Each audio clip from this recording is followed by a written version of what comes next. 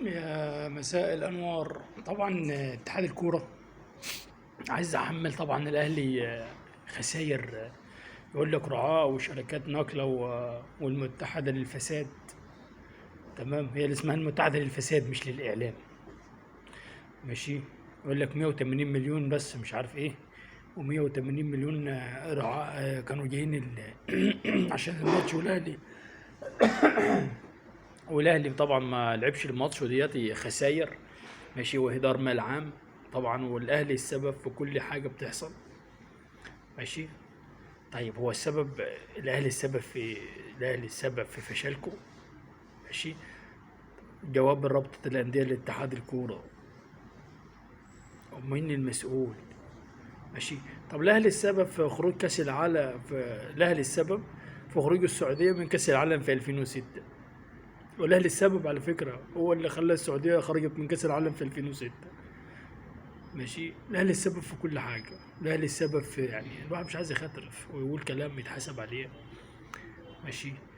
ارجو ان اتحاد الكوره، انا عن نفسي لو بايدي او ليا قرار في البلد ده، احبس كل اللي في اتحاد الكوره حبس مدى الحياه، ما يطلعوش. العطار، على هنا بريده، على احمد، على عمرو الجنايني، على كل المنظومة اللي في اتحاد الكورة عايزة في جواب اعتقال وتتحط في السجن مدى الحياة، علشان دياتي منظومة فاسدة. دي منظومة فاسدة.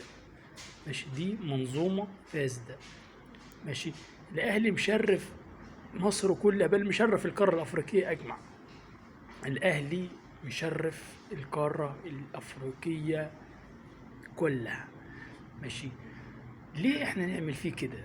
يعني ليه احنا نعمل في الاهلي كده؟ ليه؟ ايه السبب؟ ماشي. ليه يعني؟ احمد دياب عايز يخلع ويقدم استقالته. ماشي. هنا برضه طلع قال لك من حق لعيبه الكره، من حق لعيبه النادي الاهلي تفسخ عقودها وتمشي اخر السنه. طب ما فيش منتخب، يعني هو المنتخب هو الاهلي. ماشي. طب ما الاهلي انسحب في 82 على ايام صالح سليم، وساب دوري ابطال افريقيا 5 سنين. اتحاد الكرة مش شطب الاهلي زمان في السبعينات على ما اظن، او في 82 برضه. مش شطب الاهلي. الاهلي مش الشطب، هو لاعبته. ماشي. اللي احنا بنعمله ده غلط. انت هنا بريدة عايز فلوس من صدق السلمي، خد فلوس، بس ما يعني ما. اصل هتديه الدوري ازاي؟ الاهلي مش هيسكت على حقه.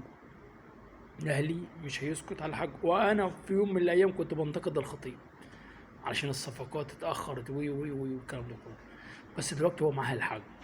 هو معاه الحق. ماشي. هو دلوقتي معاه الحق.